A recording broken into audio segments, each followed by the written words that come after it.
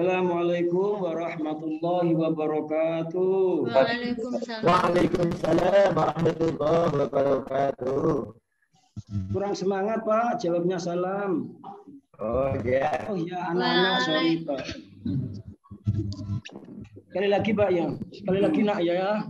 Assalamualaikum warahmatullahi wabarakatuh. Waalaikumsalam warahmatullahi wabarakatuh. Alhamdulillah masih semangat nak ya. Masih Pak.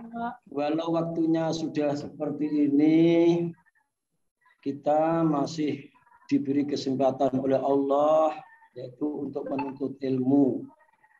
Karena yang namanya menuntut ilmu itu memang sangat diwajibkan oleh Allah.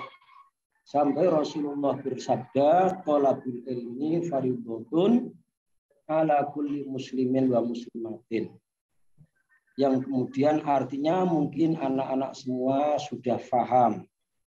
Namun sebelumnya kita untuk berlanjut belajar ilmu Al-Quran hadis, lebih dahulunya kita awali untuk berdoa kepada Allah. Doa kita cukup dengan membaca bismillah, karena Rasulullah bersabda, kullu amrin bibalin la yubda'u fihi bi bismillah fahuwa abtar. Setiap sesuatu perkara yang baik, terutama di dalam menuntut ilmu, kalau tidak diawali dengan bacaan bismillah, maka penuntutan ilmu kita tidak diberkahi oleh Allah.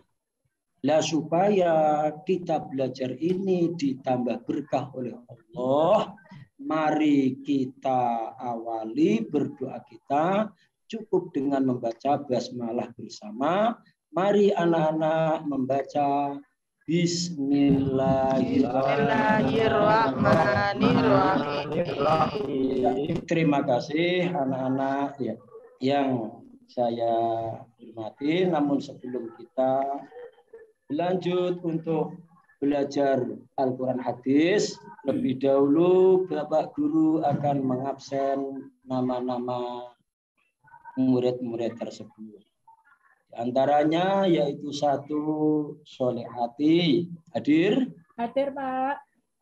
Terima kasih. Kemudian Sukisman. Mana Sukisman? Tidak hadir Pak. Oh tidak hadir ya, nggak apa-apa, kita maklumi. Selanjutnya Suyanti. Hadir Pak. Hadir. Ya, terima kasih ya. Mana ya Suyanti ya? Ini Pak. Oh 7 jari toh. Oh ya, terima kasih. Ya Rofi. Ya Rofi, hadirah. Ya Rofi. Enggak dengar suara saya ya Rofi, ngantuk ya? Ya Rofi baru ke belakang Pak. Oh ya, dibantu Pak. Solihin. Hadir Pak. Hadir. Ya. Mukhtar. Hadir Pak Guru. Ya, terima kasih. Selanjutnya Nurul Hanif. Hadir Pak. Ya, yang terakhir Sunardi. Hadir Pak. Nah, yang lain ya, sudah semua paham saya. Terima kasih.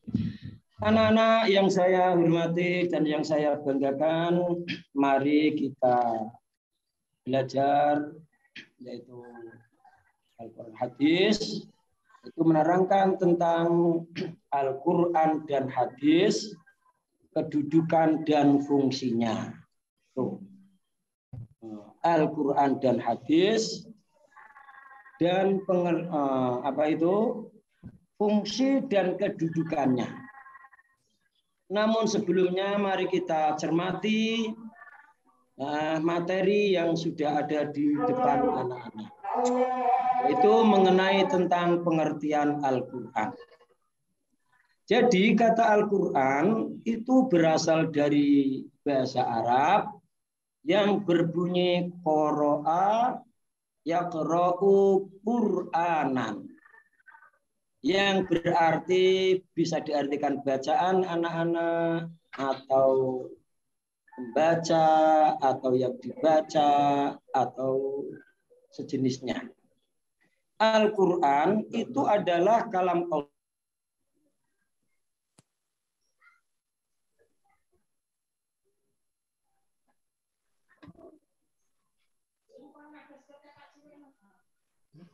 Kepada Nabi Muhammad SAW. Dari definisi di atas dapat dirumuskan bahwa Al-Quran adalah satu, perlu diingat anak-anak. Dari definisi di atas dapat dirumuskan bahwa Al-Quran yang sering kita baca, terutama sehabis kita menunaikan sholat maghrib, itu sering membaca Al-Quran, termasuk definisi satu diantaranya adalah firman Allah yang diturunkan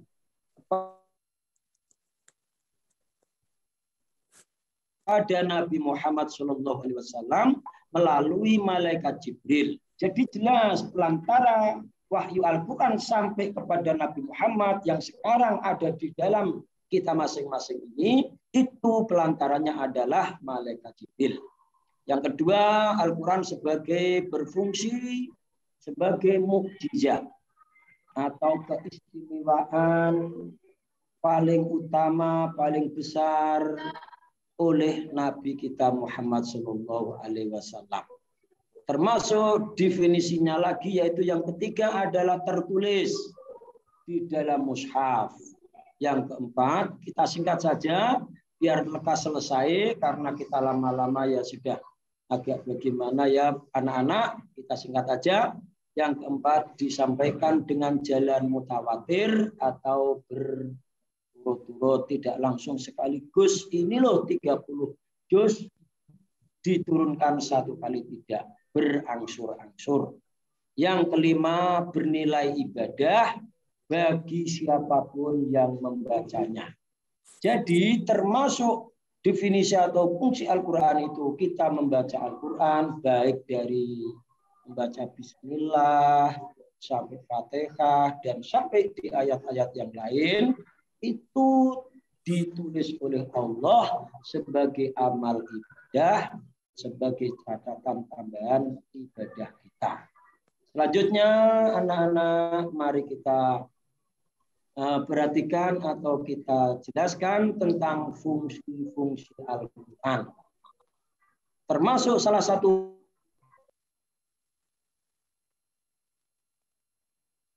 fungsi Al-Quran yaitu satu, hidayah bagi manusia. Allah Subhanahu wa taala sudah menurunkan Al-Quran itu sebagai petunjuk bagi para umat Islam. Di situ sudah ada dijelaskan dalam Al-Quran apa itu?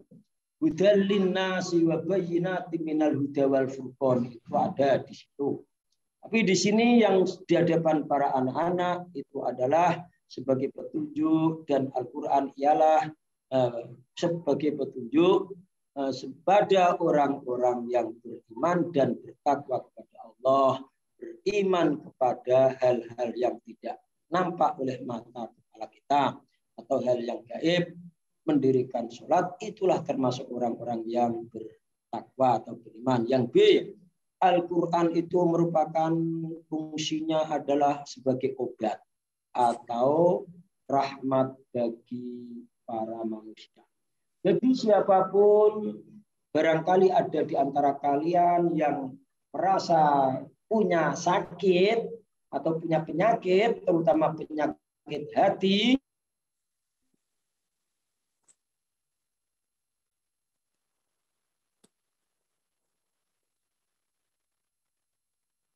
ingin sembuh penyakit hati kalian, Al-Quran itu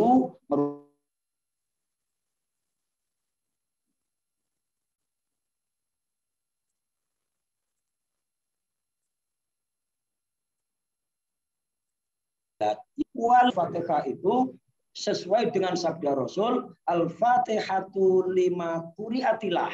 Surat Fatihah itu untuk apa saja yang kalian keinginkan, apa yang kalian hendaki. Di situ dengan membaca surat Fatihah, insya Allah surat Fatihah akan membantu, akan membuka jalan kita yang baik. Tuh. Termasuk yang C, bisa menjadi pelajaran yang sangat berharga dan penerang atas segala hukum. Al-Quran dapat dijadikan pelajaran yang berharga dan penerangan atas segala aturan-aturan yang benar bagi kehidupan manusia. Itulah diantaranya fungsi-fungsi Al-Quran. Sebenarnya masih banyak lagi fungsi Al-Quran, namun hanya Bapak sampaikan di sini sajalah atau sebagian sedikit sajalah. Karena mengingat waktu ya sudah agak lelah, kita sudah dicapekkan oleh kegiatan yang lain, maka termasuk fungsi Al-Quran itu sudah kalian pelajari. Itu saja yang bisa Bapak sampaikan kepada anak-anak. Namun selanjutnya di dalam penyampaian materi ini Bapak juga ingin menjadikan kepada anak-anak kelompok-kelompok atau akan Bapak kasih tugas, yaitu saya bagi ada 3 kelompok. Di antaranya kelompok 1 anak soleh hati. Termasuk kelompok 1 lagi anak Sukisman dan juga Suyanti. Kelompok 2 yaitu Yarofi, kemudian anak yang bernama Solihin dan juga Nurul Winayanti.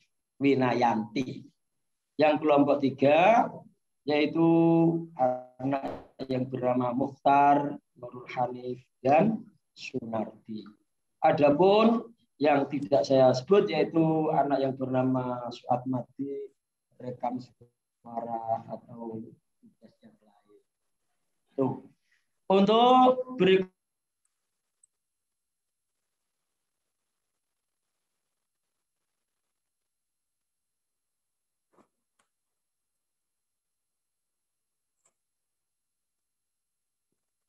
yang saya sampaikan kepada anak-anak tugas 1 yaitu nama-nama Al-Quran. Kemudian yang kelompok terakhir bagaimana cara mengfungsikan Al-Quran. Tolong semuanya diperhatikan. Bapak kasih waktu kurang lebih 7 menit saja. Nggak perlu banyak-banyak. Jawabannya ya nggak perlu panjang-panjang. Karena Bapak nggak suka yang panjang-panjang.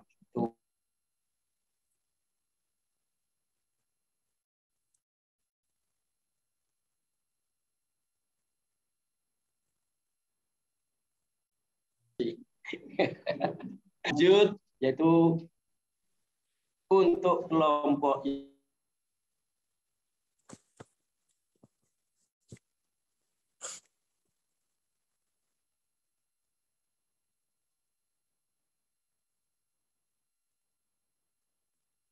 yaitu tadi Solihati dan teman-temannya. Contoh, Solihati hadir? Hadir, Pak. Oh ya, saya tadi sudah mengasih tugas sama Nak Solihati, termasuk contoh fungsinya Al-Quran atau fungsi Al-Quran. Itu tolong diantara apa saja Nak Solihati, tolong temannya yang lain bisa membantu. Cekap-cekap. Semangat. Ya. Nak Solihati. Ya, Pak, sekejap, Pak. Tolong dijawab. Fungsi Al-Quran. Fungsi Al-Quran sebagai petunjuk jalan yang lurus. Petunjuk ya. Nah, merupakan mukjizat bagi Nabi Muhammad SAW. Ya. Menjelaskan kepribadian manusia. Ya. Merupakan penyempurna bagi kitab-kitab sebelumnya. Udah cukup, Bu. Udah itu aja, Bu. Udah cukup. Bagaimana teman-teman yang lain? Ya, bagus, Pak. Ya, terima kasih. Terima kasih, berarti Bapak menyampaikan materi ini, anak-anak tidak ada yang ngantuk, berarti masih semangat semua. Terima kasih ya anak-anak. Ya, Pak. Tuh saya kasih nilai 100 semua untuk kelompoknya. Tepuk tangan. Nah, gitu semangat, semangat, semangat. Untuk berikutnya, yaitu kelompok 2, nama-nama Al-Quran dan juga artinya daripada nama-nama tersebut.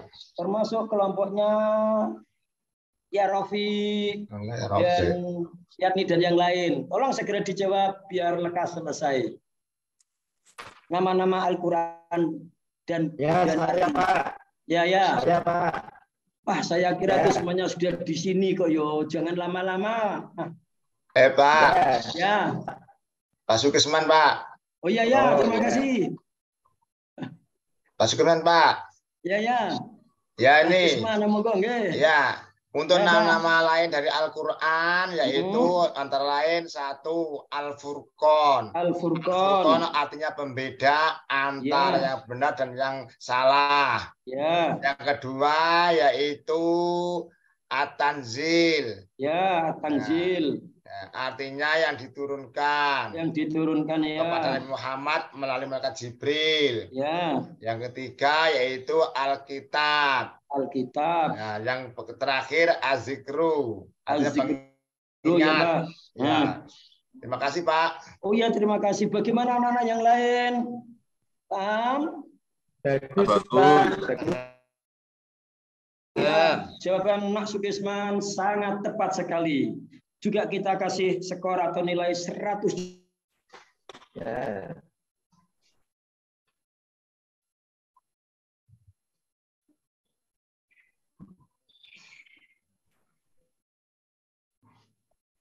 Jangan yang semangat. Gitu saya nggak fungsikan Al-Quran tadi. Tolong untuk nak siapa tadi, Nak Mukhtar, Nak Nurul Hanif dan Nak Sunardi, tolong menjelaskan tugas yang ketiga dari saya. Segera disampaikan biar lekas selesai. Terima kasih. Ya, Pak. Dari siapa ya? Mukhtar. Oh ya, terima kasih. Ya, cara memfungsikan Al-Quran di dalam kehidupan kita. Yang pertama, Al-Quran harus benar-benar dipegang teguh. Kita harus benar-benar berpegang teguh terhadap Al-Quran. Ya. Kehidupan kita menemui kebahagiaan, keberuntungan, dan juga kita di dalam mengarungi kehidupan itu dapat benar. Kemudian kita juga harus berpegang teguh terhadap Al-Quran agar hidup kita itu senantiasa terbimbing ke jalan yang lurus, Shiratal Mustaqim. Kemudian juga kita satu lagi saja, Pak. Satu lagi aja, Pak. Satu lagi ya, kita berpegang teguh terhadap Al-Quran agar kita dapat membedakan mana yang hak dan mana yang batil, mana yang baik dan mana yang buruk. Udah gitu ya, Pak ya. Ya, ya. Terima kasih atas jawaban kelompok 3. Kita semua sudah menyaksikan yaitu fungsi Al-Quran, diantaranya kita harus berpegang teguh untuk selama-lamanya sebagai pembeda mana yang benar dan mana yang batil dan seterusnya. Sekian untuk materi pada kali ini yang Bapak sampaikan. Mudah-mudahan itu bisa menjadi tambahan ilmu kita mengenai tentang pengertian Al-Quran. Namun sebelum saya mengundurkan atau Bapak mengundurkan diri, juga ada tugas buat kalian semua, yaitu yang akan datang, insya Allah kita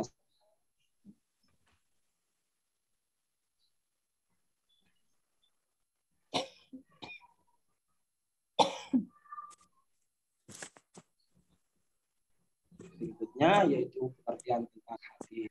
Kurang lebihnya Bapak minta maaf yang sebesar-besarnya. Terima kasih atas perhatiannya. Akhirul kalam, billahi taufik wal hidayah. Assalamualaikum warahmatullahi wabarakatuh. Waalaikumsalam warahmatullahi wabarakatuh.